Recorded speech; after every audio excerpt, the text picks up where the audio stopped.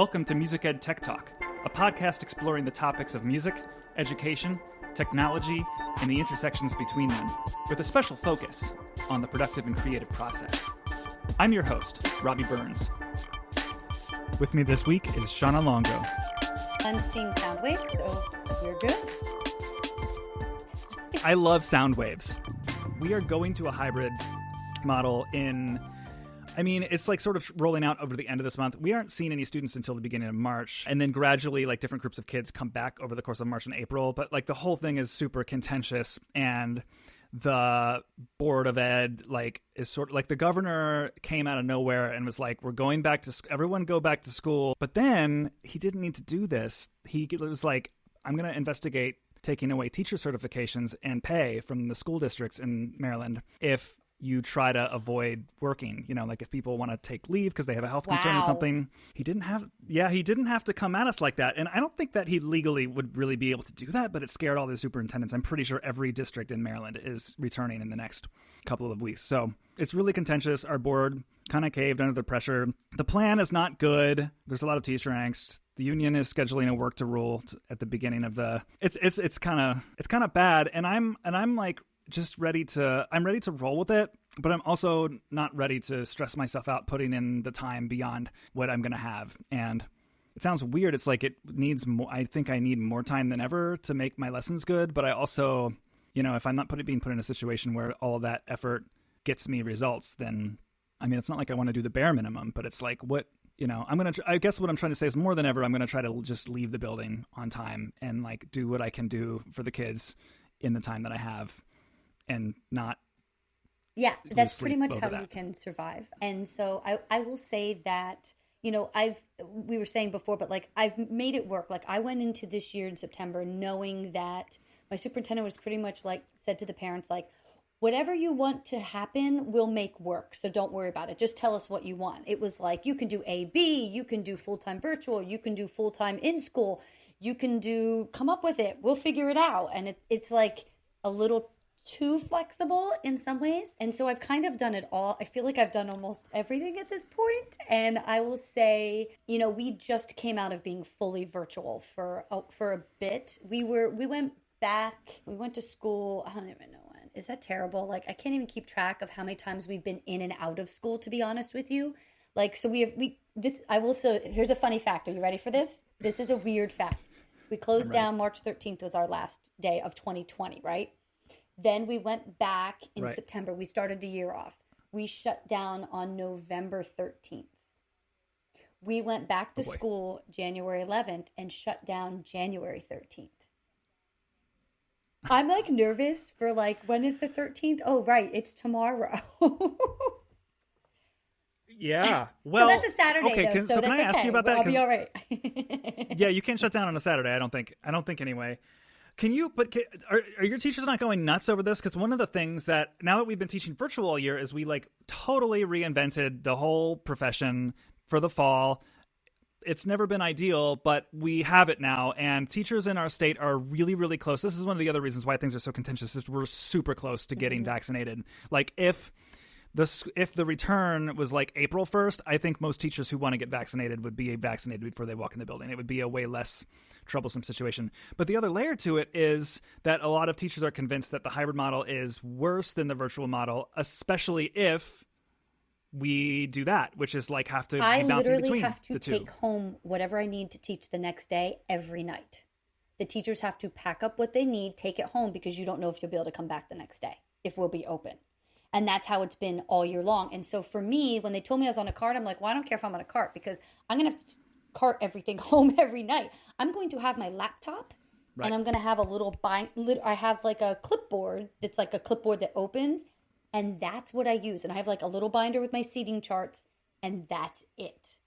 And then like a couple little instrument bags, and you just like make it work. And I will tell you, hybrid is difficult because you're teaching kids live, which you approach one way. And then when you're teaching virtually, you approach a different way. But when you have to do both simultaneously, you can't give 100% to either group. Like, you just have to own that, like, you're doing the best you can with a not ideal situation. Because if I would much rather, like, just be all virtual until we know it's safe and won't be in and out and bouncing back and forth. And now we're in the midst of winter, and in North Jersey, like, we're going to get snow. Like, we're predicted the next week we're getting snow almost like every day. So thankfully, because we're in a state of emergency, we're just calling virtual days. So we're not building up like 20 snow days. But so that we have that happening in the midst of all of this. And it's like, if we could just be one or the other, it would be easier than trying to do both at the same time. It's really, it's hard. It's hard. I'm not going to lie. Yeah. So the buzz is in our teaching district from a lot of the music teachers is that the more effective thing to do is going to be to try to teach to the virtual model, but then the kids who return to school are in the building. And I won't even guess. I have seen the backlash from parents on the internet groups of like, what do you mean? It's like, well, if we return and I shouldn't really get too ahead of myself because we don't know enough yet. We just got the list of kids who are returning, and it's enough that it's definitely going to happen, but we don't know enough about space. So like for me teaching band, I have the most kids returning of anyone on our music team. So I'm getting the biggest room, but even at that, I don't know if we'll be able to play. Now, we're getting protective equipment for instruments if we want it, but we're being told by our music office that we can choose if we're in choir or band if we want to play instruments or not. And I'm like, well, that opens a huge can of worms because it's like the kids at home, yeah, the playing is way different than in person, but they are, my Google Meets every day, they have instruments out and are playing for most of the 45-minute Google Meet on mute for a majority of class, sometimes in small groups, sometimes on mic as individuals. But like, if they come to school and I just can't, feasibly have them play in school, then now they're getting a worse experience. But I will tell you, like, so I do some work. We have a great advocacy arm here in New Jersey. You may have heard of it in Maryland even, and folks listening may have heard of it, Arts Ed New Jersey. And they helped fund the big aerosol study. And they just put out, I'll send them to you, some really amazing posters, resources that talk about all the what you need to be safe and play instruments in school, because it can happen. I mean, I will tell you right now, since September, I've been singing with my kids. I have a mask on, they have a mask on, everybody is 6 feet apart, and we sing in music class, and we have been good. Knock on wood, we've been good. And it's definitely out. No, I'll send me the research because I'll definitely put it in the show notes. Yeah, definitely, and share it away. By the way, with your district and everything. I'll send you the link for sure. Yeah, we have so many questions, but yes, I was just curious what the teacher perspective was on the constant going back and forth. They hate it. It's funny because one of my colleagues just came back from maternity leave this week, and she texted me. She was like, I just want to figure out my schedule of like when I'm picking up my son, when he's in daycare, when am I this, and I looked at my response was, I hate to say this, I've been searching for a routine since March 13th, 2020. Like, I'm sorry, like we're all in this and it sucks. Like there's nothing you can do. You can fight it. Eventually you just have to like throw your hands in the air. Like you just don't care. And not that I don't care about the kids, but in terms of like, I can't be sucked into the negative constantly and thinking about I wish I had a routine. I wish this was, it's just not what it is. So I got to work with what I got and try to be positive. That's why for me, I think more than ever, like music, I'm already a person who has a really hard time drawing personal boundaries because like music is more to me than just like what I do for a couple of hours a day. Preaching to the choir here, preaching to the choir. So I know. Well, and then likewise, I put a lot of my personality and myself into my teaching. So like that line of like not just hours, but of the day spent, but like focus of the day spent. That's going to be hard to put away, but I think, like I said, more than ever, I think that I'm just going to have to say to myself, like, this is a totally different kind of job to me right now. It is the kind of thing where I actually can't, even though I can work all hours of the day, it's like not really the kind of thing that I can feasibly do. Now, your equipment, it's interesting because you mentioned the equipment too. We are going to, I will not be surprised if we have, for one reason or another, a reason to teach virtually after we start this hybrid model. And you were showing me a microphone before we hit record. So I'm curious, I've done a lot of episodes with people where we've talked about gear, but I'm curious, what is, since you're like fitting everything on a small cart, what is I'll call it like, quote, cart gear that is like a small enough list of things that it can easily go like fit an in-person or at home teaching model? I really have kind of two setups. Okay. So at school, so I'm on a cart and I've got to go to 15 different classrooms. And they have, yes, I know, you're laughing, right? It's crazy. So 15 classrooms every 3 days. I hit 15 classrooms. Oh, so it's 5 a day. Actually 6 a day, but some are duplicate, That's still a lot. So the way our tech is set up, and I'm very close with my tech guy. He is fantastic. We can brainstorm. It's great. And so he flat out, we were chatting one day and he's like, yeah, none of this was made the way we're having to use it right now in classrooms. He's like, this was not set up to do what we're doing with it. And I'm like, you're absolutely right. So I can't use my Mac. I have to use their Dell. Sorry, any Dell fans out there. I have to. Here's why. Because they physically have docks in every classroom. And I take the laptop and it clicks into their dock. And I'm immediately hooked into their speakers and their active board or smart board or whatever's in each classroom. Because, by the way, we have 3 different active boards in the building that have 3 different setups. He and I spent a morning one day going room to room to make sure how the audio, video, everything was set up so it would work. That's a whole nother thing. Okay. So I have that Dell laptop and I have a generic pair of AirPods. Now, I personally own AirPods, but when the school year started, the district gave everybody these AirPods. They're called Altec Lansing True Evo Air Wireless Earbuds with wireless charging case. They're literally $29.99 on Amazon. The school district got them for $25 a pop. And so you're probably thinking, oh my God, they've got to be awful, right? Because they're so cheap and they're pretty much the same thing as my AirPods. The battery life is 10 times better than my AirPods. I can go a week without having to charge those things, and I'm using them all day long. So I have my laptop and I have these earbud things that I have hacked. And this was going to be our tech tip lightning round, one of my things I was going to talk about. But I hacked my AirPods or my microphone. So okay, we'll come back to that because that's cool. That's it. Now, when I come home, so that's all I need in school. When I come home, I use the active board in each classroom as my second monitor.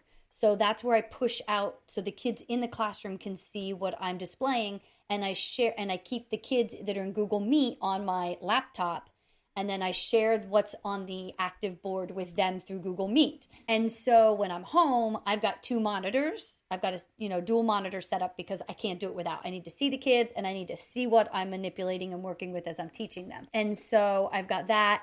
And then I've got 2 really good speakers, like monitor speakers that I'll hook in. And then I actually have 2 mics. I have my one here on the arm that I've been using. It's a Samsung G-Track Pro. I love it. But I'm transitioning because the heavens open up. Yesterday, I got this baby. And this is a game changer. The Presonus Revelator. It's literally hot off the presses. And it has Loopback built in. So I can, when I hook this up and get it all, like everything aligned, and they've got tons of like videos, tutorials to guide you through depending how you want to use the Revelator for the Loopback. But what I can do is I can have it pull in my voice, and in their universal control app that goes on my Mac, and it works for Windows too, by the way, it's not just Mac. I can then set it to, there's 6 channels in this mic. So I can pull in and have like Zoom on one Loopback channel. I can have like Chrome or iTunes or YouTube on another Loopback channel, and it will all record in at the same time. And I don't have to do any fancy, crazy Loopback software hacking. The mic does it all for me. People who are following, who have listened to this show repeatedly, will most certainly know about the Mac app Loopback. In fact, I don't know if you've heard this one, but the CEO of Amoeba, maker of many, many fine audio apps for the Mac, including Loopback, was a guest a couple episodes ago, and I'll link that in the show notes. And yeah, it is cool because there are tons of great Mac apps there are like 4 Amoeba apps that are like essential to the way I've been teaching virtually. And Loopback is one of them, but a lot of people ask me either the question like, how do I get it not on a Mac? Or, I don't want to I always say this and then I end up usually deleting it. But because teachers are so cheap, but like it's understandable because teachers generally put so many of their resources into their job. So I understand it, but I also am an advocate of buying good software and supporting independent developers. So I'm like, go Loopback, but it would be also at the same time nice to be able to tell someone, no, actually buy you get a mic and the feature. Because the main feature of Loopback is, I'm sure the actual app Loopback is like can do more, but like the main thing people just want to do is just get their app audio to go through the same channel as the mic, so that when you select it as the input in your Zoom call, you get your kids hear the direct. So you can get this Presonus Revelator for $179.95 on Sweetwater. It's under $180. So if someone does not already have a good mic and they're maybe like about to transition to a hybrid model, this is, one option that gives them that feature of and it gives routing you, app when, audio. When you get the mic, you download the universal control software that comes with it onto your, because it's really a mixing board. That's what you're downloading. They call it universal control. It's a mixing board. And you can do like crazy, ridiculous things with this. Like you can do voice manipulation, reverb, all of it right in this mic. I could be playing a guitar, it would pick it up, and it's crystal clear, beautiful. But also, you also get a free copy of Studio One, their DAW. Ah, okay. Like the non-free one. Yes, Correctamundo. Okay, got it. So this is like kind of a cool package software deal for someone who is, because everybody right now needs, I think more than ever, everybody kind of needs to have a DAW. Like our school district pays for, we can get into this later if you want. We have Soundtrap officially, for our students to use for the first time across our whole district this year. I've used it for years and years. But it's great. I've used it for years and years, but not quite as much as I am this year. But I always tell people that like when I'm making stuff, when I'm the one making the stuff, having a native application that like actually doesn't need an internet connection for every single time you drag a region to milliseconds left or right, you know what I mean? Like having something that's super responsive and fast is good. And Presonus, I don't talk about it a lot or use it, but it's good. It's real good. And it's funny. I always use, I was using Soundtrap with my kids, but I agree with you having that like computer-based, not web-based. I always used GarageBand because it's just what I also did with the kids. And I was like, I didn't really need anything else.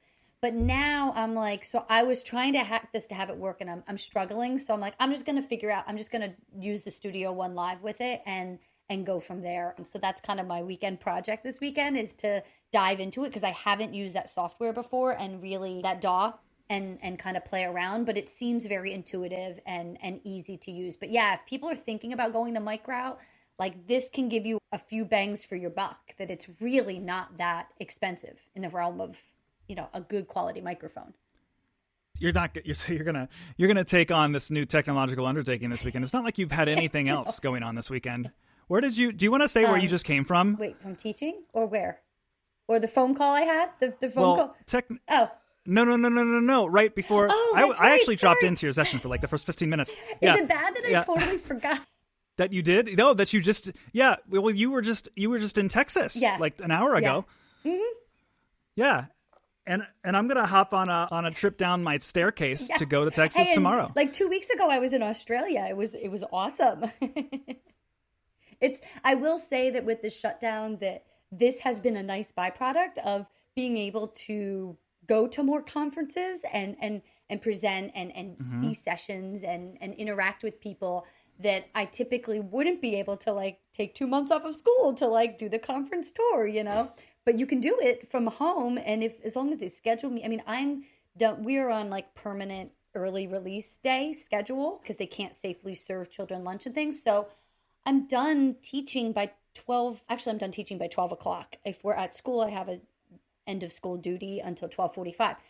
As long as I have anything after that, I can make it work. Like I don't need a sub. I don't need coverage. It's great. It's good. I anticipated, which I kind of knew in the back of my mind, that we would still be where we are right now at this point in the year. There's a handful of conferences that I was like, I wouldn't be able to. Right. We have a 1-year-old, so I wouldn't be able to like swing it this year in person. But I kind of knew it was going to end up being online, but they hadn't announced it yet. So I'm glad I'm doing our local one here in Maryland, and then I'm doing TMEA this week. But looking back, I could have applied for more, but I'm okay. I'm happy where I am. But it's so convenient to just be able to roll down the stairs. I have like a button shirt right on over my chair over here that I've worn for everything this year. You know what though? I feel like this is going to change things, and I think in a good way. I think this has forced, for us techies, this is forcing the people that kind of have been dragging their feet for years and years to have to try to start to figure out how to use technology in an effective way in the classroom. But then I also feel like this is going to open doors in terms of conferences. Like, listen, I was crazy busy in November and December recording all of these conference videos because everybody wanted them pre-recorded pretty much. There's very few doing live ones. And as a presenter, like, I'm not going to lie, watching yourself give the same, like, for 45 minutes sitting there, in the comment room, like, it's humbling to listen to yourself so many times. But I feel like it's going to open doors for conferences to say, maybe we have some form of hybrid. We could we now have the capabilities, we understand them better, to maybe bring speakers that might not be able to travel, but hey, we want to have them on our docket. So I'm hopeful that it's going to really break down borders, break down silos, and open things up a little bit in terms of that. I've been talking with some people who normally, do go to this conference and others, and a few people have mused about, like, will the engagement be the same as usual? I gotta say, like, for the first few minutes that I was dropped into yours, I felt kind of like I was at a conference. I mean, I really did. Like, people were being like friendly in the chat, and you were like typing in it. So, and like, I knew that it was a pre-recorded you, but it felt live. It felt fresh. I knew the fact that you can't see the video until like you're logged in. Like, every session at TMEA has like a page, like a profile page where the video launches at the minute, right, of the conference start. So I kind of like this idea of a broadcast made it feel a little bit more. It like did, I but was there I will and tell personal. you, I miss like my core crew of people that we all come from around the country to TMEA every year, and that's what you miss at conferences, that one-on-one interaction and the brainstorming and just chatting and hearing what everybody's doing. That is kind of a missing element to it that I miss this year.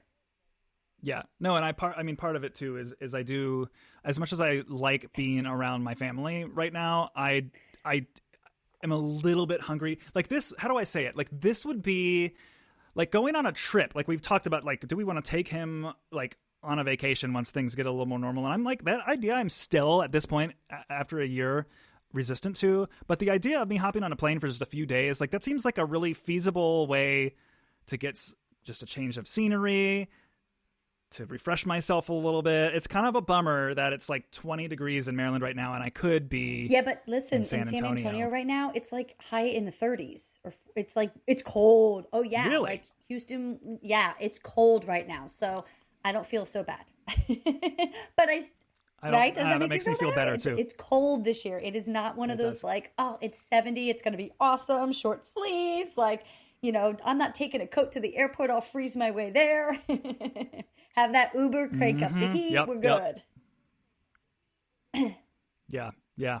I had like really gotten into a groove of like self-travel, like independent travel when I was doing like, because there was a year where I don't recommend anyone does this, but there was a year where I did like 7 conferences, and it was like the year after my book came out. Yeah, I don't suggest doing it, but I got to this point where it was like I got this like little folder on my phone of, it's like, okay, there's like the Southwest app, the Uber app, the Airbnb app, and I've got like it's crazy that you can plan a trip to another part of an entire experience with like 3 or 4 apps on your phone, and the whole experience is just like bouncing between those communications and things. It's just a wild amazing and cool thing. Yes, I miss it too. So yeah, I don't know about you, but I will, by the time that this episode publishes, I will have posted the videos of everything I've done at TMEA, some sort of like supplemental material, or like the sessions. Parts of the sessions themselves will have been posted on my blog. So if anyone is interested, I'll link those in the notes. Are we allowed to just like take our whole entire video and just throw it on our own personal page? I don't think I read anything that. I don't think I read anything that you can't either. I will tell you this. I went about recording these because, when you put in workshop proposals, you put in the same proposal for different MEAs. Do you know what I'm saying? Like, you're not reinventing the wheel and doing all new ones. Right. So I tried to record and not brand it to any specific conference, and then be able to reuse. So how's that any different, right? No, it's not. I mean, and I didn't do that because I knew what I was registered for, and the other sessions that have been accepted are different ones elsewhere. So I just knew that. But the only thing that's specific to the conference is in the first couple minutes, so it would be easy to edit. Yeah, but no, I just feel like, you know, what I'm doing at TMEA is it's about developing performance skills for instrumentalists using cloud-based web software. So it's kind of like I've resisted writing on my blog about what I've been doing with online learning. Like I've written about a lot of things, supplemental things that I've been doing in workflows and all sorts of other tech things, but I've never actually outright said like these are a couple of the student-facing programs that are actually like how they're working on project-based stuff. And I feel like this video is kind of a nice summary of okay, like here's finally it turns out better in video than it is in words because you get to. It's just so much easier to say, you know, this is what it is. Because it's a lot of note flight and Soundtrap, but like doing chamber music with kids in Soundtrap, like having them overdub different parts to trios and quartets like themselves. That's awesome. And, you know, or in groups where they can not be necessarily, they're not like actually breathing together and playing the notes together, but they are in the project synchronously. So they can each record their part sort of independently, listen to how it sounds, give feedback in the chat, and then re-record their part and so on. That's cool. That's very cool. It's fun. It's really nice to push the limits of it because you just learn. You learn what, you know, the technology is sometimes in our way, but it's also allowing me to reinforce things that I didn't realize I knew that my students were bad at it, but I didn't realize how bad they are at keeping time until now every single time a middle school saxophone player wants to show me they know something, they have to do it to a click That's awesome. track. Yeah, because here's the thing, like our whole minds were focused on different things, but now we've had to pull back and really focus on those basics and those skills and that foundational stuff because we don't have any concerts going on. You know what I mean? Even if people are doing virtual concerts, it's not to the extent of like an in-person concert that they would do. It's, you know, less songs and things like that we've really been able to shift. And I hope some of that stays after this is done too, you know, that focus on foundational basics. Yes. I could go on a tangent about just that specifically, but one other thing that I would think would serve this conversation maybe better is just to say, like, I unfortunately feel less like I'm teaching musicianship this year, but what I do really feel like I'm teaching is independence. And I'm excited kind of by that idea that like they have to have more autonomy over communicating where they're struggling with me through email and find, you know, they have to kind of work through things themselves. I'm here for them. But yeah, I mean, like it just shows you how much, especially when you're in the performing arts, like you put so much personality into the way that you grab their attention and engage them, and you spoon feed so much information. And then the fact that they're hearing other people play for a band kid it's like a strength in numbers kind of a thing. You can go a long time without understanding how to actually read and count rhythms, but function as a performer. Right. And now they can't. What you're talking about is social emotional learning. That's really what I just picked that right up and ran with it. Yeah, you're talking about social emotional learning. You're talking about, you know, self-awareness, self-management, responsible decision making. It's a different kind of social awareness, right? I mean, you know, that's all part of that social emotional learning initiative that is running rampant right now. Everybody's talking about SEL, and, you know, we all do it, but there's another level of we're doing it as music teachers. This is why we have this deeper connection to students. This is why, you know, the arts and creating music is so personal. You have to put forth part of yourself when you're playing an instrument, you know, and your feelings and those kinds of things. But then there's another level of like, well, what are you intentionally doing this? You know, are you embedding it throughout your instruction? Are you sustaining that over time and not like, check the box, I did my SEL today and I'm off? You know, I think it's more being cognizant of what we do and how we do it that does fit within that mold or that type of classroom, a SEL enriched classroom. But I think that just acknowledging that we already do it is half the battle.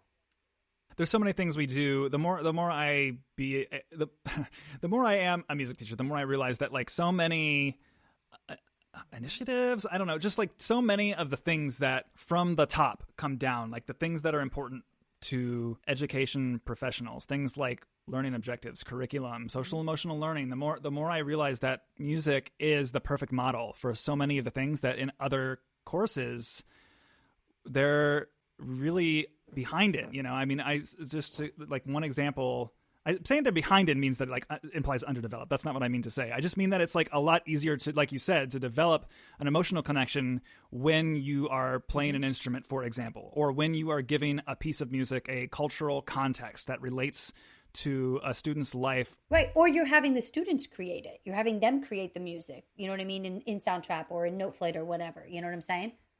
Exactly. Yeah. Just another thing that comes to mind, and maybe I'm on a tangent here, but like just the idea, the notion of like that our assessment, and this is one of the real things that actually I think has been diminished by online learning is, you know, when we're in person, we see and assess every moment, and that cycle of like getting feedback from a student is like a real tight circle. Like we instantly see something and give feedback. It's not like we're waiting for them to demonstrate mastery on a test that is at the end of a unit. And then, you know what I mean? Like they're getting meaningful feedback from us just in a constant loop. And these are things that music has always modeled super well. Some of those things are easier than others to communicate virtually. I mean, with social emotional learning, what do you think are some of the challenges of being, whether you're like through a computer screen or you're in person but wearing like 8 layers of masks, like what are some of the things you've had to overcome this year? So I think that, you know, and I think one of those things to overcome is just, and I think where you have to, one of the things to overcome, and yet it's kind of the impetus for everything I do, is I feel like I've really grown in my empathy levels since this pandemic happened in terms of empathizing with others. And really, you know, I've done a lot of reading. I've done a ton of reading, a lot of research. And of course, I don't pick up like a fiction book. I'm reading like, how can I become better at what I do, you know, or understand more? Yeah. I'm the same way. And so I've done a ton of reading on social emotional learning and teacher resilience and how to, you know, do that. And I think that the thing is with empathy is finding that space, and with teacher resilience, when something happens, that space before we react. And I think that that's the most important, that's the most challenging thing. And it's also the most important thing we can do as teachers, because we frequently, and whether it's to a student or a colleague or to, you know, our loved one or to an administrator, something happens and we have a reaction, and being able to kind of pause a second and really think about it before we react can really change things a lot. And I think that instilling those skills also in students and that ability, it can really put us keep us in a more positive frame of mind by, I call it, widening that tolerance, you know, widening the window of tolerance. Something that's helped me is like everything that I need to do and be responsible for is sort of on this, I don't want to call it an infinite time scale, because I'm not even thinking of time in a linear way anymore. Like we just sort of have learning, but as like learning outcomes there's such a like extended period of grace where a student is going to show me something, and we don't like, I'll be the first person to say that a musical performance is something that should be framed as like a part of the learning process, right, not this like product that we celebrate and put forth. But I'm also the first person to tell you that a concert a week away is like the most motivating thing productively in a band classroom. So like that idea of like, yeah, we've done some virtual concerts where they've recorded asynchronous video and I edit it together in, you know, Final Cut. But like the idea of that, like our skill and ability as a team has to come together at this point, that's gone this year. So, and it forces those kids to beef up personal motivation. And I think that if you can frame that to them in creating goals, individual goals and then ensemble goals, where they are striving to reach both things and are cognizant of their individual needs and their group needs, I think can be very powerful, especially in ensemble-based classrooms, because it's going to force them to think about how they feel and how they're progressing through. Yeah, developing a sort of patience for the limitations of students and technology in this current learning model has just really made me be like, I mean, like I won't, like if a kid hangs on a Google Meet afterwards and they're like, I'm just really struggling with Noteflight, I can't, like I'm clicking the buttons and I'm not getting the notes right. I won't tell that kid it's right, fine, whatever, it doesn't matter. But it's a lot easier to say like, it's fine. Like just, you know, like I've probably told like 3 kids in class yesterday to turn something in that was due today, like next Tuesday. I'm like, it's fine. Like just, you know, you don't have your instrument because you're at a different house this week than you normally would be because of your life circumstances. Like, that's fine. Turn it in, whatever. and then I'm turning around and I'm adapting my own teaching. Like I'm not killing myself trying to bend over to make this work. I'm just saying to myself, like, hey, what are realistic learning objectives that, you know, can support me being able to accept work pretty much up until the very minute that the quarter is over.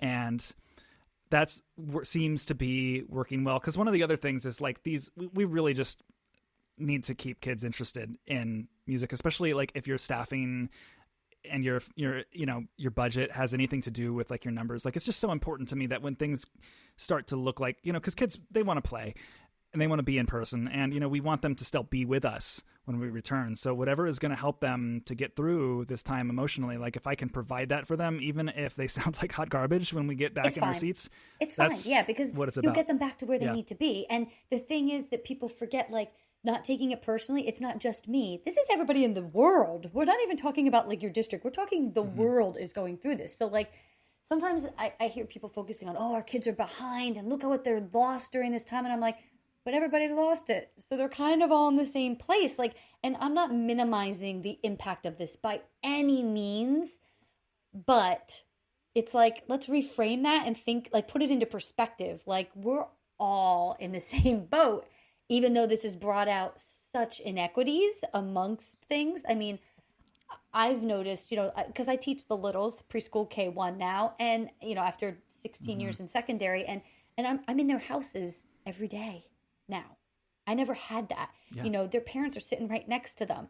I'm seeing dad walk across the screen without a shirt on. Like this is not normal. But it also gives us a glimpse into what their lives are sort of like and what is it like in their households and what they're bringing with them into our classrooms that we aren't sometimes privy to.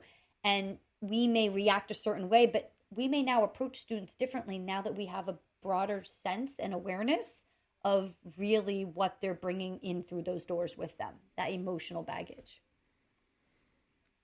Yeah, if there's one thing that's changed about me as a teacher over the past 10 or so years, it's just been like a steady like journey on that continuum of empathy, like just trying to understand them and where they're coming from more and more and more. I mean, you're what you're describing is, I just feel like the biggest thing that's, you know, my ears have gotten better too. I know how to, you know, hear music and address certain kinds of misconceptions and problems musically more better too. But like, I just feel like that just sort of like taking a step back and like trying to understand the kid and like look at it from their angle first has been a huge, and that doesn't mean that like it takes longer, but you sometimes still arrive at the same conclusion you would have if you had jumped to it, but not always.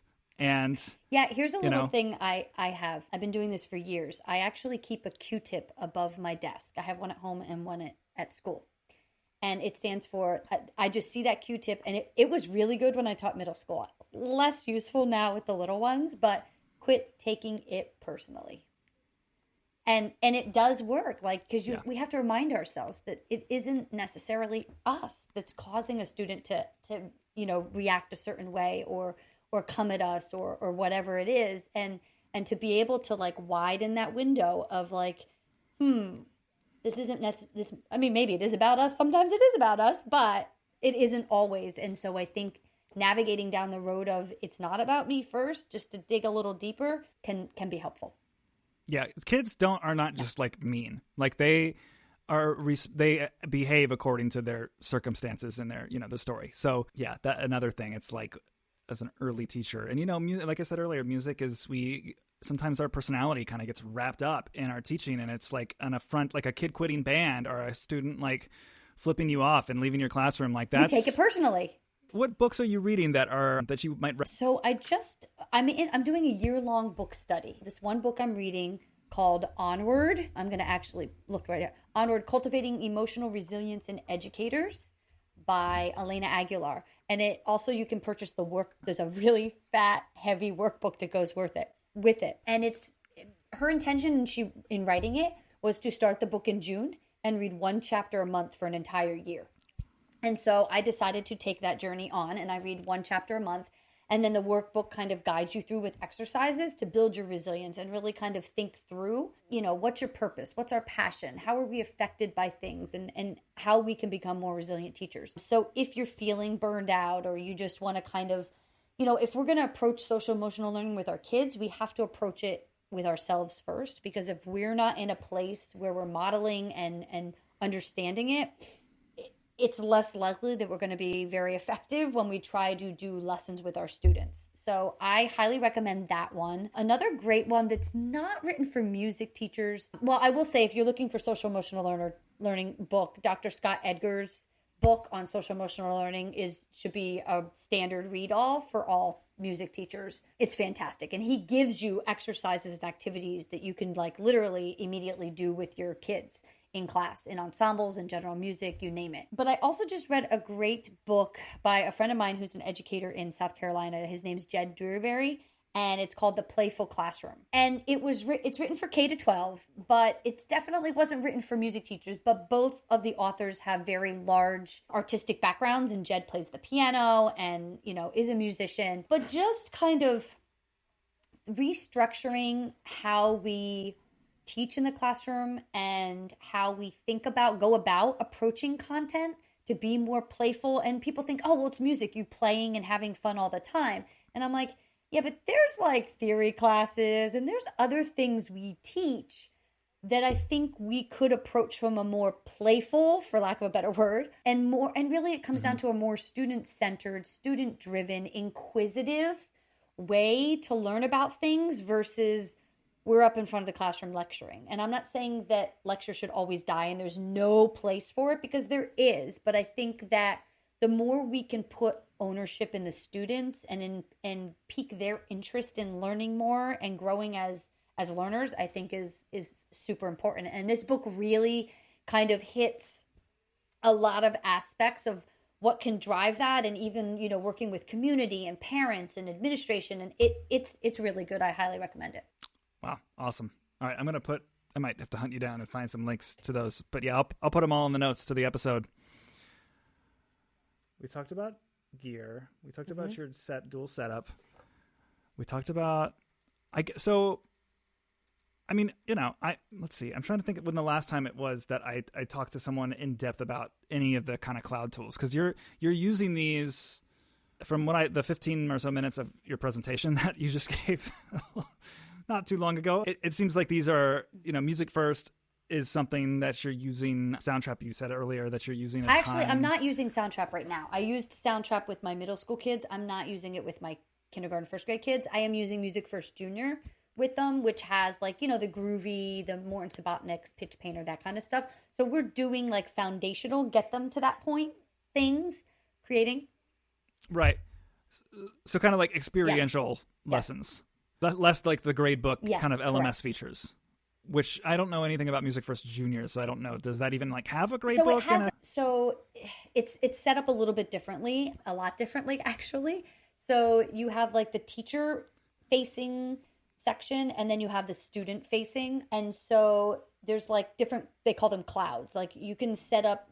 Kids can have individual accounts, and then you can add things to their anytime cloud, or you can add them to their specific day cloud. So there's a calendar, and they can submit things to you. You can go into their account and see what they're doing. But it's definitely set up a bit differently in form and function because it's for K to 5 general music, Yeah, so since we now have, we're Canvas users in Howard County, and since we now have Noteflight and Soundtrap sort of officially sanctioned, they're using the LTI API, which is that kind of catch-all integration that allows LMS software to integrate with external tools.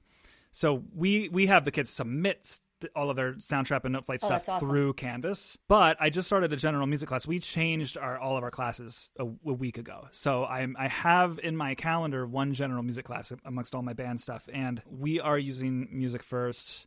We used MusicFirst with a Soundtrap and a Noteflight subscription last year, but I didn't use any of the LMS stuff because it would be redundant to have, you know what I mean? I would sort of take from some of the content in the library, and then it would link them out to the apps that were relevant to whatever project we were doing, but then they would actually submit everything through Canvas. But the content, all the lesson plans and the way that that's curated and organized was so beneficial that I think we have only 10 kids in my general music class, and it's $4 for just MusicFirst, like nothing else. And I'm like, just for the lesson planning content alone, $40 is a no-brainer. And I will do a little plug here that in MusicFirst, you're talking about the great content in libraries, and they have full courses. Like I've written a couple for them. I wrote the American Popular Music course for MusicFirst that's in that library. And I this summer wrote SEL courses for general music, for band, for choir that are in there with activities and lessons that you could do with the kids turnkey right away. Can someone share a URL directly to a piece of MusicFirst content? No, they have to have a login. Okay. But someone did, there's still like, I think a minimal free trial of MusicFirst that someone can use, right? So if someone, maybe we can find a way to put the links to your content in the notes. Because if someone was taking advantage of that free trial and thought maybe MusicFirst seemed interesting, they could correct. investigate. And it's pretty easy to go into the library and just grab them. They're under courses. There aren't that many courses. Okay, yeah. So I did. Right, I imported last year as I was experimenting it with this class for the first time. I just downloaded the whole music technology course into, and we were doing a hacky thing because like I can't technically put their information into MusicFirst because it doesn't. That's the reason why we can't use it in my district is because it doesn't. It's like a security thing. So I have to sort of make them their own custom login to get in using like I'd like import a CSV sheet of all their usernames and passwords. And then, so like there was no like real class already there. So I just downloaded the music technology course content from MusicFirst. And I was like, and then I invited all of my student ID, by their ID, I invited them all to it. That was just my class. And then I just sort of like picked and, I dragged things onto the content from that course. And, it's really great. I mean, it starts with the blues and I'm like, where else in a music class that's meant to sort of just excite you generally about music? Like where else should you start other than with the blues? Like I can't, and it's cool because it's like stuff. I'm not an assembly line kind of attitude person, like where I think that anyone should just be able to like get enough resources where any teacher could be capable 100%. of teaching the same content. But I will say that for someone to have already curated like a BB King YouTube video and a couple of other historical YouTubes and then like a little mini Spotify embedded playlist with some examples of the blues, like to have that be sequenced for you as a resource is super useful because I would otherwise spend so much time and having it there that you can just use. And what I love most is you pick and choose what you want to use. Like you don't have to use everything, as some other programs are, for sure. Yeah, it's really good. It's good. Yeah, I'm also a big Essential Elements music class person for the general music folks listening from Hal Leonard. It's only been out about 2 years. This is the second year of it. So this is like a general music resource. Yeah. Because that brand is so heavily associated with the performance. So now they have a general music, a K-5 general music resource that is web-based and doesn't require student logins. Really? So you just kind of pay? How was the business model? You pay one flat yearly subscription, and there's some new things coming down the pike really soon. I can't talk about yet, but you pay a flat yearly subscription per teacher. Okay, for a teacher access, right? And then they've got like 500 songs, and they're always adding new ones in there and listening maps. And you've got Hal Leonard digital books. There's amazing resources. And I would suggest if anyone's interested, like they're doing free 30-day trials, like pick a good time and do it. Go to their YouTube channel and you can watch me doing live webinar recordings, kind of giving you the background of how to navigate it. But what I love the most about it is I have the fluidity of no student logins. You create playlists and then you can click and make a playlist shareable to anyone. And you just share a web address so you can embed it into anything. And then whatever you put in that playlist, whoever opens up that shareable link has access to that playlist, and they don't need to log in. Yes. Really? And what can be included in a playlist? Put they call them assets, any asset they have in the program. You can put a song. A song may have a teaching plan associated with, like how you could go about teaching this song, not a lesson plan, but teaching plan for that song. It might have a choreography movement video attached to it. It might have a demo track with vocals and background music. It'll have an accompaniment track without the vocals. It'll have like music notation. It might have just lyrics alone for like the littles. There might be a piano accompaniment PDF attached to the song. There might be a student PDF of, the song lyrics with the kind of melody line with it. And you can pick to add like all of it or just one of those assets for a song to a playlist. You can put in a digital book. You can't put in like, I want you to go to page 4 or this specific song of the digital book, but you can put the book there and then tell the kids to go there. You can put an interactive listening map in there. You can they have recorder method, they have a piano method, they have a guitar method, and a ukulele method all in there. And you get a Note Flight Learn subscription for the teacher, by the way. Wow. Interesting. It's That's a lot. It's a ton of content. It's a ton of content. There's interactives. There's activity pages, like worksheets kind of, you can post for the kids in the playlist. Is this sort of a digital first model, or is there like because I think back to those like textbooks that my elementary school general music teacher would have on a shelf, and like is this the kind of thing where they're sort of putting forth this web cloud-based model of delivering this content to teachers, or is there also like a series someone would buy for their classroom?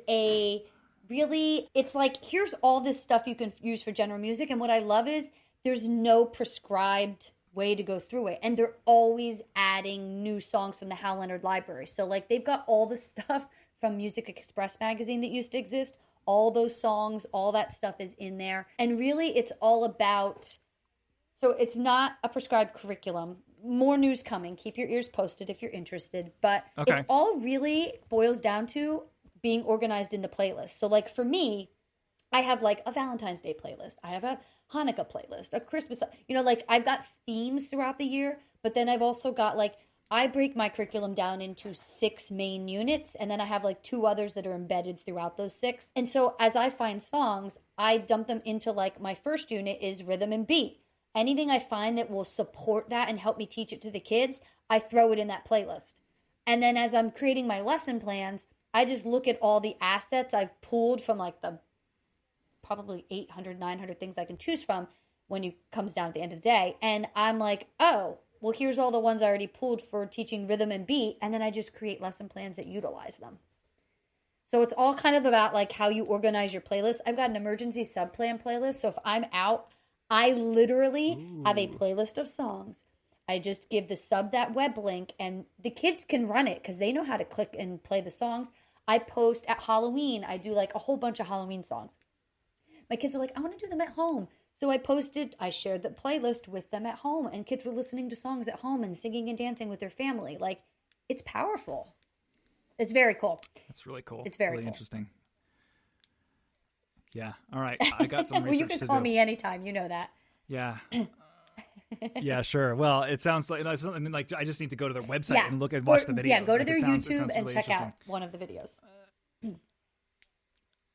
Yeah. Okay. So, I love this idea of like sort of, having a resource where you can sort of just draw from things that are sort of built into your sequence. And, as a performing, it's different in the general music classroom for me, but as a performing arts teacher, we commonly have to come up against this challenge of that, like, developing a skill set on an instrument is not like a unit-based thing. Like you have rather a couple of like key elements of musicianship that you are developing mastery on over the course of your whole entire musical life that never stop. And this is actually, can I sort of like just sort of do a go ahead. subject change do and like tease. tease? Can I just be a tease for a second?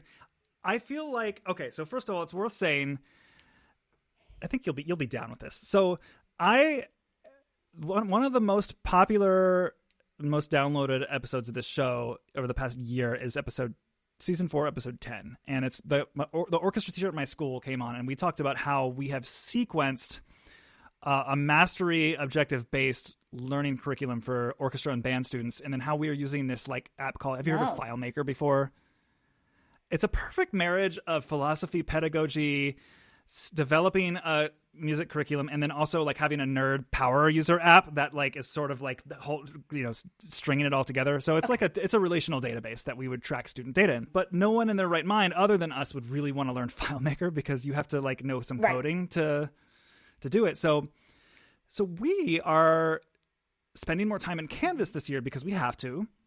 And Canvas is all of these LMS things are so cumbersome, but as we've just been sort of like looking for ways to make it less cumbersome to use, we've stumbled across some features that we didn't know existed.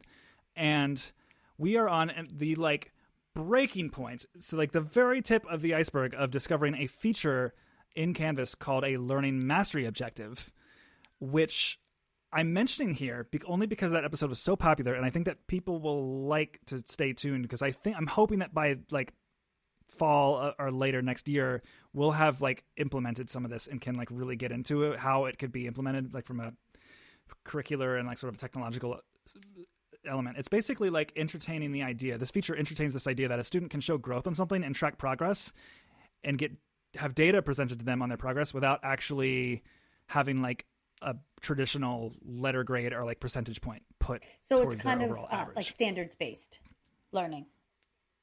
Yes. So yes, exactly. So but you can create a rubric for certain learning objectives that can be combined with a traditional rubric in the same assignment. So a kid can have like different criteria that they're actually graded on an assignment, and then other criteria that they're getting feedback on that's showing their mastery.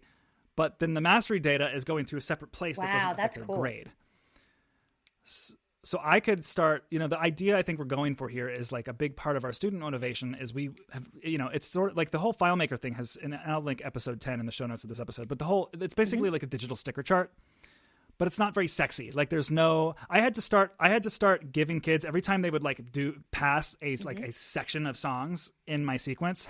I started like giving them colorful ribbons that represent like when you pass when you get 25 points on your music mastery.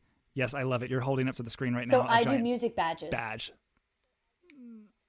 With my kiddos. And it's all tied to my 6 core content areas that I teach. Rhythm and beat. The first one is rhythm beat. Then it's meter, form, timbre, pitch, expressive elements, and I'm missing one. There's one more. Anyways, because I'm talking off the fly. My kids get so jazzed for benchmark assessment days, which is pretty much what you're talking about, because they're going to earn their badge. I don't call them benchmark assessments.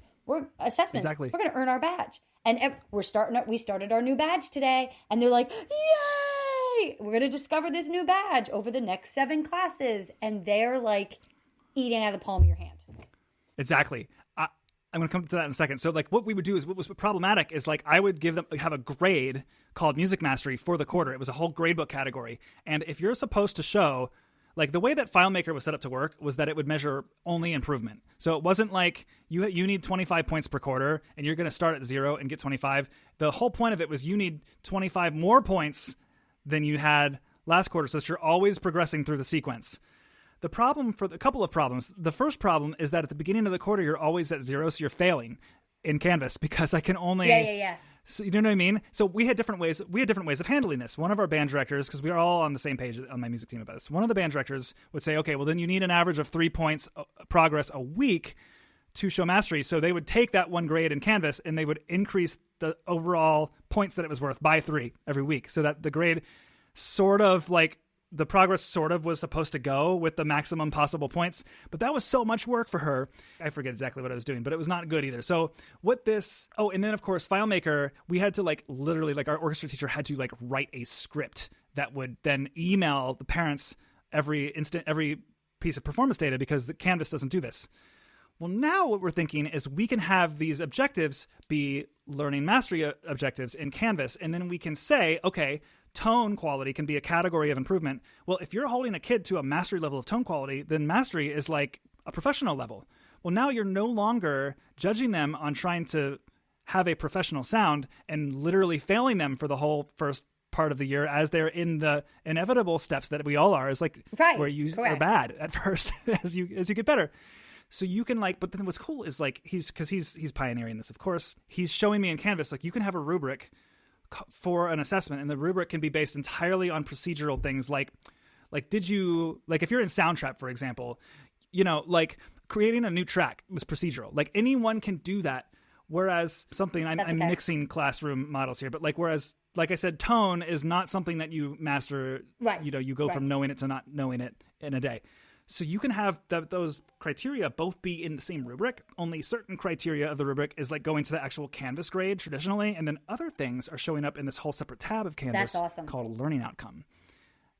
It's crazy. Yeah, and we're thinking to ourselves, we're like, wow, think of the kid's psychology, coming back to social emotional learning, is if you can have a kid who's feeling like their efforts in band are getting them an A or some sort of grade that represents the amount of like participatory effort they're putting in to the actual like things you do, the activities you do in class, but maybe they have like really, they're developing ears and they're just playing super out of tune all the time. Well, now they're no longer failing because they can't tune a note, because that like, you know, 0 out of 10 or whatever is going into like an ungraded part. But then you retain all these other great things of that. Is it's like, well, if someone does have a 0 on intonation, they don't have to fail band, but now they have data. When you put your roster together of like which kids go into which bands, you can show them where they are and where they needed to be in order to like make that That's very next cool. step. That's awesome. Wow. We've been everywhere today. I hope that I love it though. And so like I was saying, because the current system we are using is so abstract and not really like giving the students the data, I would make these little ribbons. I would cut little ribbons, and when you get your first 25 points on my music sequence, you get a little yellow ribbon, and you can tie it on your instrument case. It's almost like recorder karate or... And yes, yeah. It's exactly like that, yeah. And everyone on my team laughed at me, but the kids wear those little ribbons on their instrument handles, like... Absolutely. With a sense of pride. Absolutely. Yeah. I have like ridiculous ones that no one will ever get. I have like a rainbow ribbon that I haven't even cut a piece off of yet. That's great. I have a platinum, cool. Yeah. Yeah, I love my badging. It's been great. It's been great with the little kids, and like, you know, I do it as physical, that I actually hold it up and show them, and then when I'm in my classroom, I would have, as they earn them, I would take, they would get attached to a wall. I had a music badge wall area where, you know, they could see all the badges they've earned. They would earn them for like the concerts we did and things like that. And then my goal was at the end of the year, each kid to get an individual certificate, where I would hand out I keep a track what badges they've earned, and then I would pass out their badges. They would glue them down and take it home. So, you know, I know I've done the digital badging thing, which is great, and definitely would work with, you know, older elementary, you know, definitely middle school, high school, where you could, you know, use the Autocrat Google Chrome extension that merges Google Slides with Google Forms and will automatically push out like certificates to kids. But I'm not doing that with kindergartens and first grades. You know, like, that's going to fall short. They're not. It will be way more headache than just holding up this badge in front of my screen. I love achievement psychology. It's so wild. I am like working out more lately I'm working out more, but also like more dedicated to, we got a bike last March, and there are like more little badges in the Peloton app than the Apple like fitness app will, you know what I mean? So like, even though all of my Peloton bike rides and like yoga things will fill the rings on my Apple Watch, the Apple Watch just has like so many fewer achievements, but the Peloton one is like, you get an award for like doing the same workout as one buddy. You get an award for your every 5 yoga classes you do, and they're all like always on display on the app. And I'm just like, well, now I want to always, it's brilliant of them, because I'm like, well, now I want to track more of my workouts in the Peloton app, even if I don't have to. Yeah. Correct. Right. I want the badges. They're very pretty. And then I'm also working out more. And then there's that social aspect too, in terms of like, look what the badges I earn. You know what I mean? Like, oh yeah, there's so many layers to it. The psychological ramifications or meaning behind it. Yeah. Some of them are real shiny. I got to tell you. I just kind of scroll through them on my phone. It's wild. Should we do some like a technology tip? If you want. Lightning round? Yeah. Yeah. Well, my lightning tech tip was today I found out that there's a Chrome extension to be able to click one button and it mutes everybody in Google Meet at one time. Gosh, that's so exciting. It's what literally is it called? called Mute All for Google Meet. It is, I was like, this is game changer. Game changer. Yeah, I have to do, hold on. Is it a purple I'm icon? I'm looking it up right now. Sorry. It is, it's called Mute All on Meet. Mute All for Google Meet. Okay, because there's another one called TM. It's got like a purple icon with a speaker with an app. So hold on, it's coming up. Sorry, my Wi-Fi is slow. Yeah, it's the purple one icon with the little. Yes, it says Mute All for Google Meet. Yep. Okay, that's exceptionally awesome. You know, because I have this. One of the things, I don't have to mute everyone all at once often, but one of the things I really hate is when I do have to mute a kid. Google Meet, it's one of the little things that bothers me. You have to click 2 times to mute a kid in Google Meet. And then the second click is like in a different place. So if I have to like do something like this, it's just click, click, back and forth, super precise. And usually if I'm in a situation where I need to mute everyone, I need to do it pretty quickly. Exactly. Well, my only downfall of it is so when I'm teaching, I'm going into the classroom teachers' Google Meets. So I don't have the power to mute anyone. Ever. Wow. Ever. Bummer. Yeah. It's a really sad bummer. So sad. That's so sad. Wow. Okay, but this is exactly the reason why using Google Meet in Chrome is superior to another browser. These extensions. Because this extension alone. You know? Right. Yeah, the extensibility is huge with Chrome. I don't have too many like I know people who like have one or two extensions that they can't use another web browser because they depend on them. I don't have anything like that outside of Google Chrome, but I can certainly see the appeal of like sort of hacking together your own feature set for your web browser. Absolutely. All right, I've got a really simple one for you. Okay, this is. Do you ever use Command+K? I have used it. Yes. Yeah, I just feel like most people know Command, C, Command X, Command Z, Command P. Pretty much, P for prince, right? Like pretty much Command plus any letter does a word that starts with that letter, except for K. K is the last letter in this word. It's the word link, and I am certain that with the amount of content that teachers are creating in their LMS right now, they're making more content than ever before. And what you need to know that will save you lots and lots of time is train your fingers that when you're going to highlight a word, and this works across all applications. I've never in any app made by anyone on any platform held Command and the letter K. And it's for Windows, it's Control+K, if you don't know. I've never seen this not work. What it does is it puts up a little modal pop-up box, and then you type in the URL, and then you hit the enter key, and then it makes that a hyperlink to that address. And it drives me nuts when I see people going like with their mouse to the little edit menu to add a link. I'm like, don't do that. Command+K. Command+K. I add too many, like I hyperlink everything. My lesson plans have millions of hyperlinks, and then I hyperlink the same thing in multiple places because I need it in multiple places, like when I get to this part, I need it down there. Yeah. Yeah. I like all of my computer software to be like Wikipedia, basically. Just like cross-referencing links from one place to the other. Yeah, Katie's really good with that too, organizing Google Drive and like hacks for that. She's got great stuff. Yeah. That's good. So you have a headphone hack here. This is like your microphone thing you mentioned earlier? Yes, my hack. This will like save my vocal cords because singing all day with a mask on, and I'm minimally 6 feet from kids. Some kids are, all the way in the back of the classroom. I have adjusted the audio settings in my laptop, and this is not Mac only. They actually gave me Altec Lansing True Evo Air wireless earbuds, which are like a generic version of AirPods. And they're under $30. I think I stated that before. But just to say that, like, these are super cheap. Like, it's worth it. The only thing I will tell you is they're not as comfortable in the ears. They're big. They're fatter than... Are they those like disc-shaped ones? They look exactly like the AirPods. The part that goes in your ear is just a little bit bigger than the AirPod. But no, they look identical. They're white. Same thing. So I changed the audio settings so that my input uses the microphone in the AirPods. And then I have it output through the speakers in the classroom. Awesome. And you're doing that through the settings of your Google Meet? No, I'm doing that through the settings of my computer. You have to do it into your audio. You have to go into your sound audio settings in your computer, and it's a little different in every computer. But you have to go in and change that. So your input microphone is your AirPods, that you select them, and then your output is whatever speaker you're using, or whether it's your computer speaker, outside speakers. Like with me docking in, and it automatically connects to the teacher's speakers. As long as I have it routed to my computer's built-in speakers, it then does it to the outboard speakers in the classroom. And then I also have to go into the playback settings and do that. Sometimes I'll have to go into Google Meet audio settings, but typically it keeps it, so I don't have to redo that. But sometimes the kids are like, we can't hear you. And I'm like, ugh.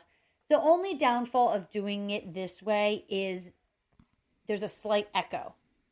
Because kids are hearing your voice, and then it's Bluetooth. They Bluetooth connect. So there's a slight, echo of your voice. But, I pretty much tell the kids, suck it up, buttercup. Like, I don't say that to them, but like, I'm like, listen, guys. So Mrs. Longo, if she doesn't use these, I go home every day and my vocal cords hurt and I cannot have a sore throat every day. This saves Mrs. Longo's throat. Fair enough. And that's, I'm going to come back to Loopback, like the Rogue Amoeba app, just to come full circle. You actually can adjust that in Loopback. You can say, make an input that combines all of the audio from all of my apps and the microphone of whatever this pair of Bluetooth headphones are. And then you can say, the output is my speakers. And then you can toggle independently from your output, your monitoring. So you can have the monitoring of what goes into your input on or off independently from what actually comes out of the speakers. So like right now I have when I teach in my home, I have the monitoring turned off because I don't want to hear, there's like a very slight latency between what I get from my voice coming through my speakers, and it drives me nuts. So I just turn it off. And you can do that with the Presonus Revelator too. Yep, it's built right into Awesome. controls. Very cool. To loop us back. I love that.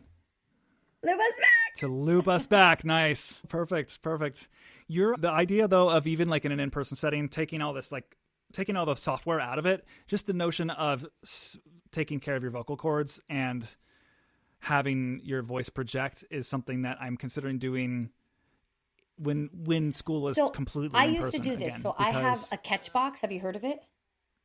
So Catchbox is a throwable microphone, which is perfect for my little kids. It's this box, cube box, and the microphone is in it. I toss it around the room. The kids catch it. It can be dropped on the ground. It will not damage it because it's inside this like soft exterior box. And so I use it to get kids comfortable with using a microphone, right? And it's friendly for them because it's a soft little cushiony thing. I can't use it right now, but but last year I did, and it came with a lavalier.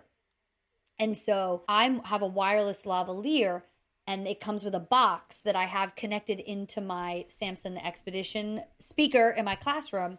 And so the kids can talk into the microphone, and I was using the lavalier to project my voice to try to save those vocal cords. And it came I got both things all in one kind of thing, and it routed it all through their little box, their audio box it comes with. And it's super simple to set up. It's like super simple.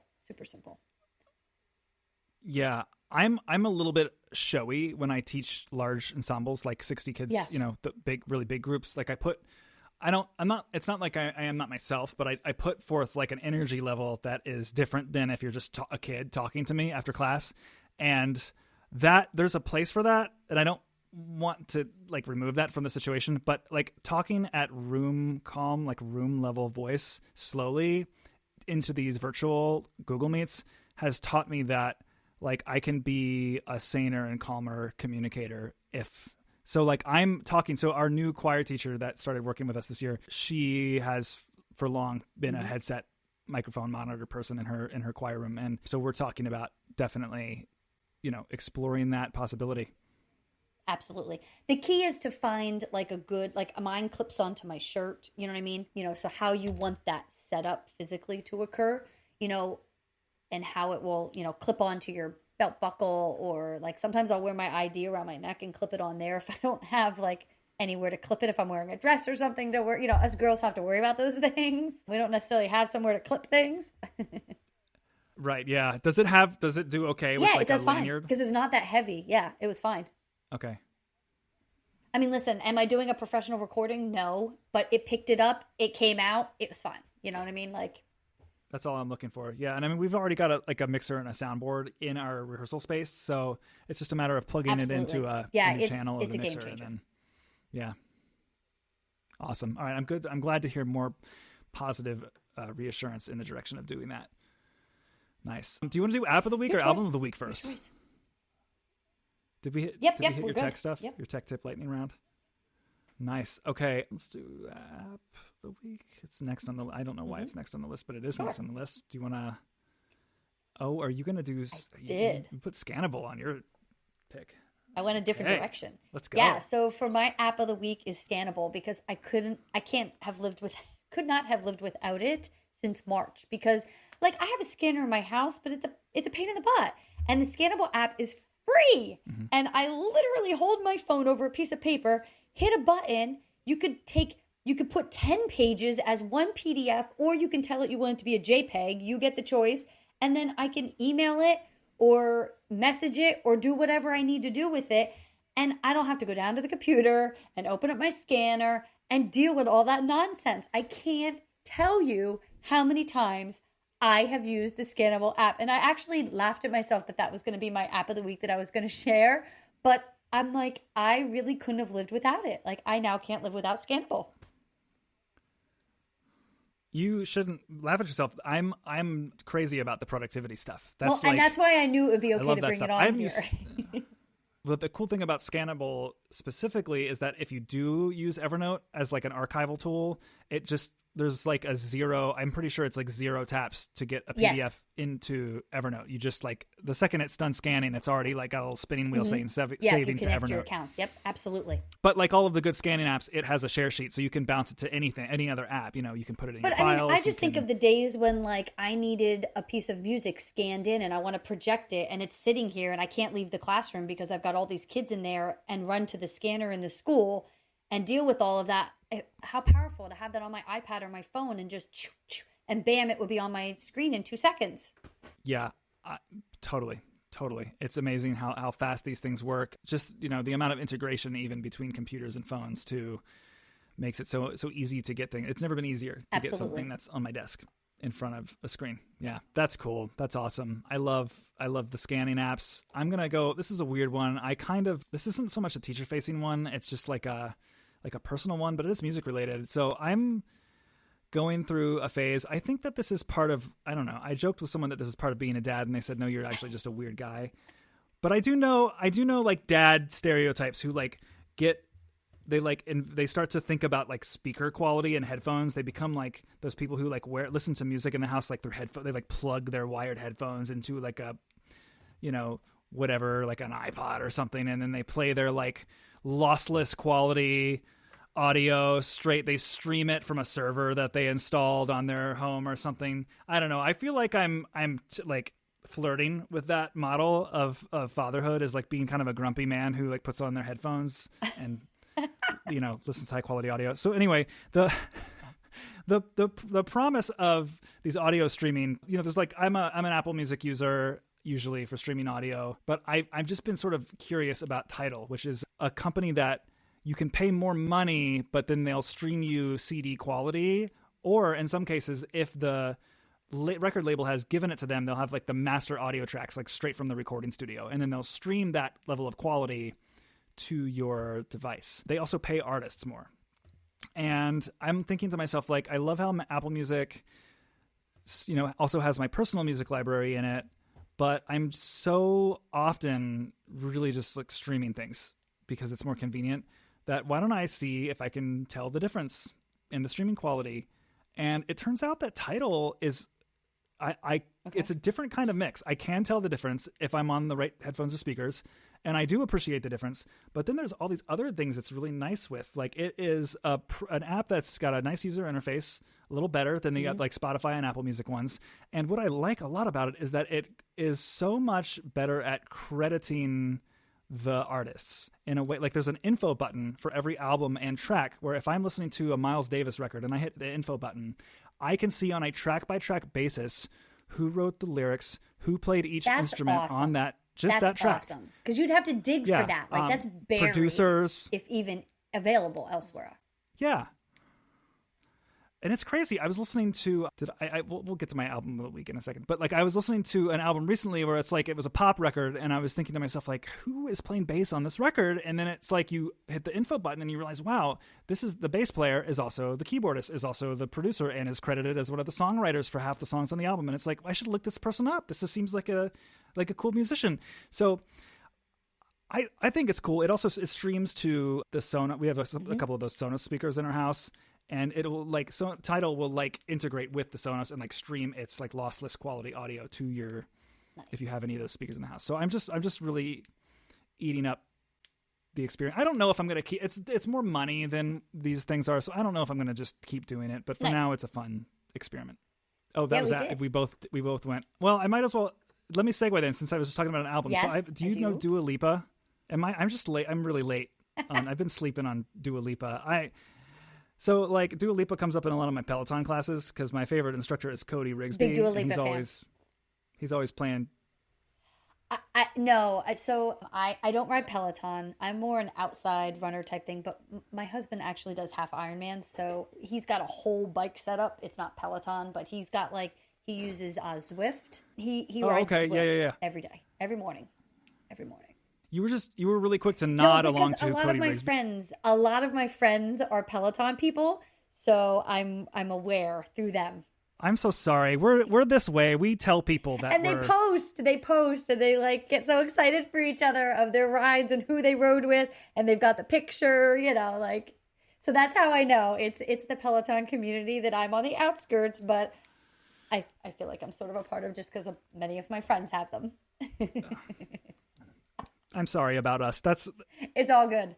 But we're excited though. We're excited to work out, I guess. Hey, listen, if it gets people working out, that's all that matters. That's true. That's how I feel too.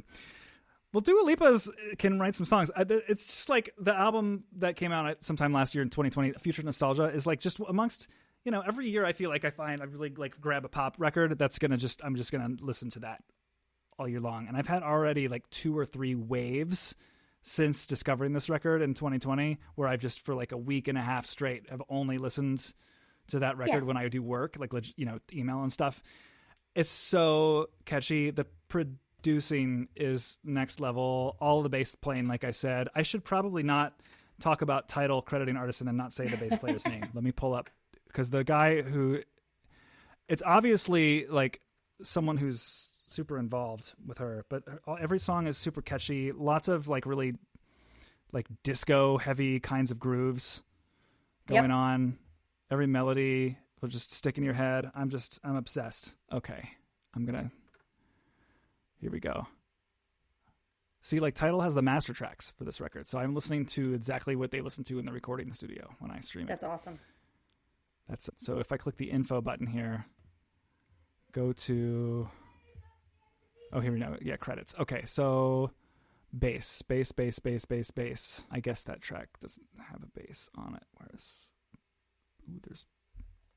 See, here, I'm just looking at one track, and the producer, the assistant master, the assistant mix engineer, the bass violin player, the engineer, the master, the mixer, the programmer, the string arranger, the string recording engineer, the viola, the violin, the vocal production, vocals, and writers are all credited just for the second track of this record. Denzel Baptiste, credited on numerous tracks as a composer and a bass player and a drum programmer and a keyboard player. So, give him some props. Anyway, cool stuff. Sorry, that was... All right, so I'll talk about mine. All right, that's it. You may giggle at me, okay? So I didn't even write it on here because actually lately I've really been more into podcasts. Spark Chasers, which is Susan Riley's podcast with the Institute for Arts Integration and STEAM. She's had some really great guests on and topics that have really been kind of connecting with me in terms of thinking about, emotional resilience with educators and social emotional learning and arts integration and all that stuff that's all in my wheel camp. And I absolutely adore Brene Brown, and she's got 2 podcasts. One is only on Spotify. The other one is on Apple and Spotify. But she's just so inspirational if you haven't ever read any of her works or books or anything, I always recommend Brene Brown. She's a powerhouse, and she's got the research chops behind her to back what she's saying. And so those are 2 podcasts I've been listening to a lot lately. And you're probably all like, come on, we need more entertainment, less workload, So I'm going to admit something. And I know many people are going to laugh at me for this. But many times my go-to album when I want to just put it all aside, I don't want to think, I don't want to be a lifelong learner. I just want to listen and just enjoy. I will go to the Jonas Brothers Happiness Returns. I'm sorry. I like the album. I like it. You can laugh. It's all good.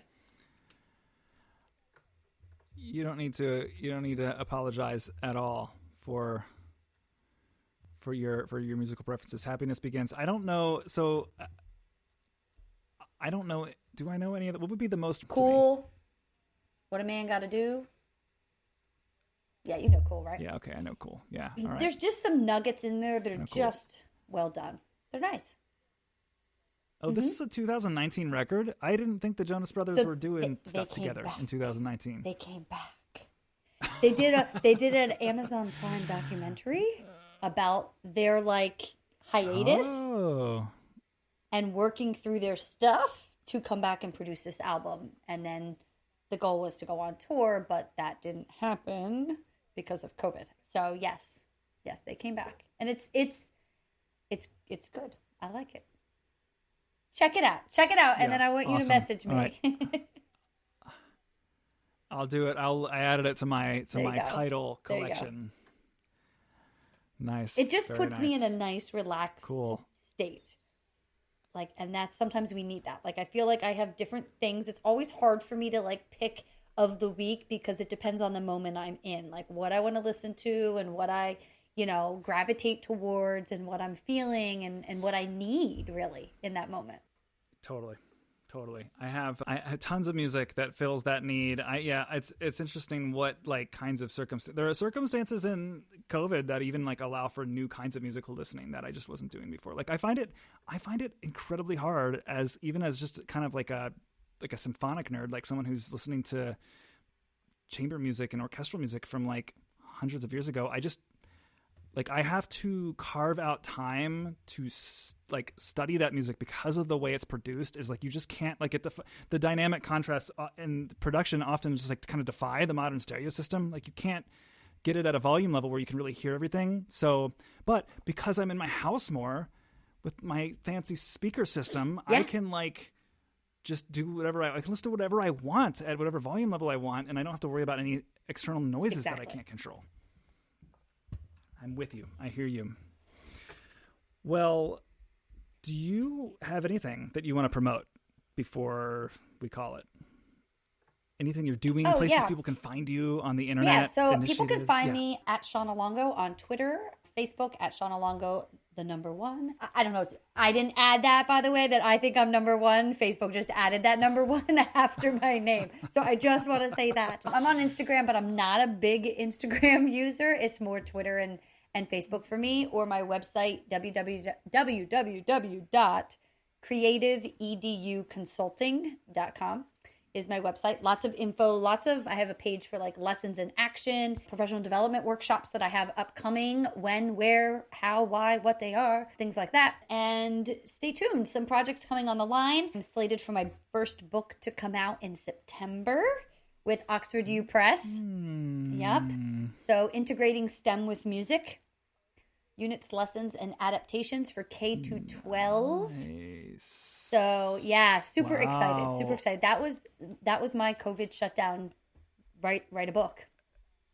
It had been in the works for a while. Yeah. Writing a book is a way longer process than I could have ever fathomed, from like first talk to even to contract. But I will say that it's been a great experience, and that's really we got the whole draft pumped out during COVID shutdown. Yeah. So we are off and running, and I'm excited for that to come out. That's awesome. So hopefully September is the goal. Wow, that's so awesome. All right, it's been awesome. I should go. I need to go check in. It has been. All right, thanks so much for taking so much time. Welcome. I appreciate it. You're welcome. It was great to chat. We'll have to do this again sometime. Yeah, absolutely. And hopefully we'll be at the same conference sometime in the near or distant future. I hope so. Yeah. I hope so. I'm going to me too. Yeah. It's hopefully with some drinks in hand. Texas 2022. Oh gosh, that seems like a really long time from now. It's 1 year. I know. All right. Great to see you too. Robby. Take care. I'll talk to you soon. Okay. Yep. Talk to you soon. Bye. Bye. I'm Robby Burns. Thanks for listening to Music Ed Tech Talk. You can find the show's page, show notes for this episode, and my blog at musicedtechtalk.com. You can subscribe to blog posts through an RSS app of your choice, and you can subscribe to the podcast in the podcast app of your choice. You can now get blog posts delivered right into your email inbox once a week. Please rate and review this show in the podcast app. It absolutely helps. It'll take a second and just a few taps. Word of mouth is helpful too, so please spread the word about it. You can learn more about my music teaching career at robbyburns.com. I'm on Twitter, Facebook, YouTube, and now Twitch at Robby Burns. Follow me all of those places to get more content from me, including my recent live streams where I demonstrate different parts of my technology workflow. See you next time.